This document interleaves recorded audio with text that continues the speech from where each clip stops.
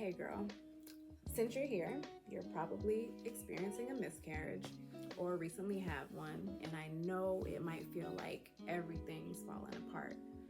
But what if I told you that this moment, as painful as it is, could actually be the first step toward a healthy full-term pregnancy?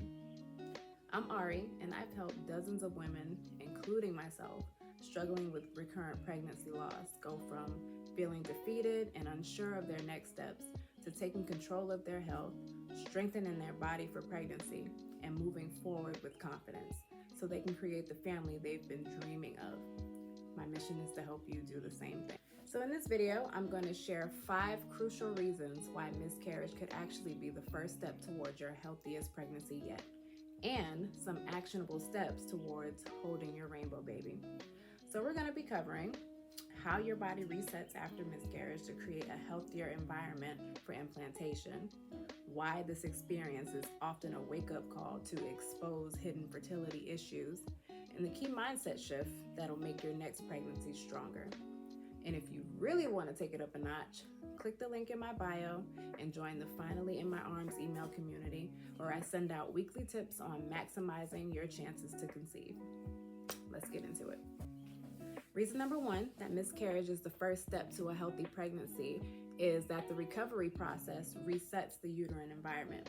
It's quite literally like the Great Reset. And I know, right now it doesn't feel this way, but your body is not working against you. It's working for you. After a miscarriage, your uterus naturally sheds and then rebuilds its lining, creating a fresh, healthier foundation for a future pregnancy. And many women who struggle with implantation or early pregnancy loss have an unstable uterine lining, and miscarriage is sometimes the body's way of resetting and strengthening that environment.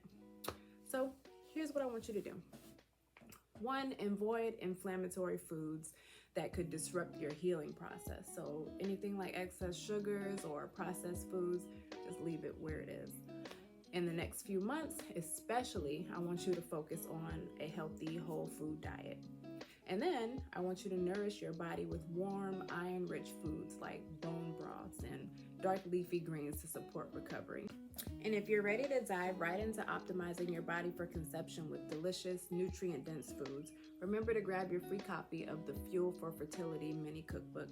That link is also in my bio. Reason number 2, hormonal recalibration increases fertility. Right now, your hormones are all over the place. HCG is dropping, estrogen and progesterone are shifting, but this is actually an opportunity for your body to naturally rebalance. Once your hormones stabilize, your ovulation and fertility can actually improve. Some women even find that it's easier for them to conceive after a miscarriage because their body has naturally corrected previous imbalances. So here are some of your next steps. Track your basal body temperature and cervical mucus so you'll know when ovulation returns. If this sounds like gibberish to you, don't worry, we'll cover it in a later video. Also, I want you to support progesterone with magnesium, vitamin B6, and Vitex if needed. Vitex, I can show you what that looks like. And reduce your stress. I know right now this is easier said than done, but your adrenal glands play a huge role in hormone balance. And I want you to find the things that bring you peace and do more of that while you're in recovery.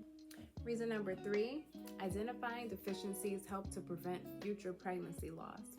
One of the biggest silver linings of miscarriage, if we can even call it that, is that it can reveal what your body was missing to sustain the pregnancy. Most women don't realize that deficiencies in iron, vitamin D, folate, and thyroid hormones can contribute to a pregnancy loss.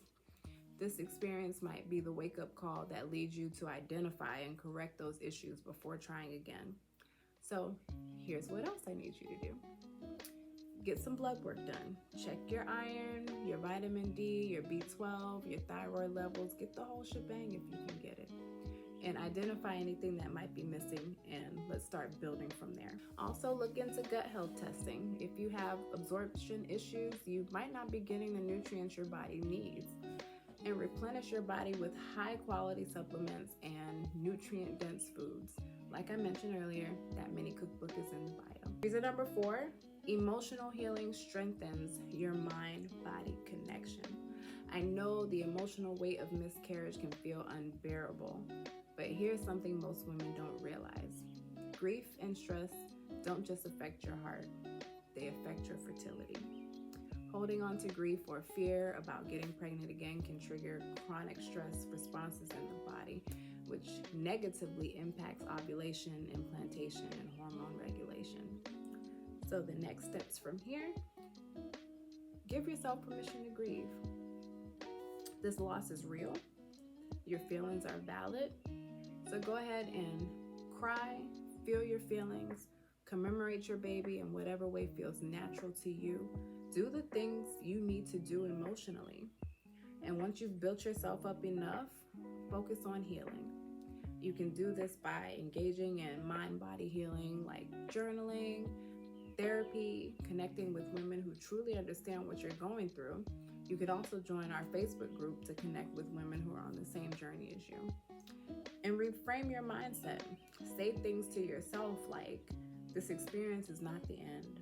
It's a stepping stone toward a successful pregnancy. Or, miscarriage does not equal infertility. Let me say that again because I really need this to resonate.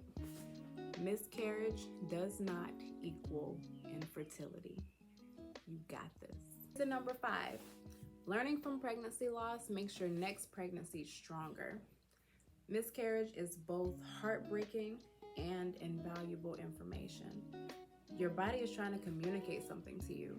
And the more you listen and learn from your body and this experience, the stronger your next pregnancy will be. And if this isn't your first miscarriage, it's even more important to look at the patterns. Were there any symptoms you ignored, or could something deeper be going on? So what I need you to do from here is recall any clues, like what was the timing of the miscarriage? What symptoms, if any, did you experience? Did you know your hormone levels? And ask your doctor for testing. You want to rule out any blood clotting disorders or hormonal imbalances, uterine abnormalities, things like that. And consider working with a holistic fertility specialist who can help optimize your health before trying to conceive again. And here's a bonus tip. If you have irregular periods, now you have a clearer cycle guide.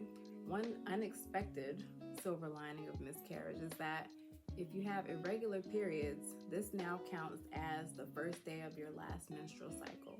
What this means is that if you would like to try again immediately, you can track your ovulation with more accuracy than before, giving you a better shot at timing conception when your body is ready.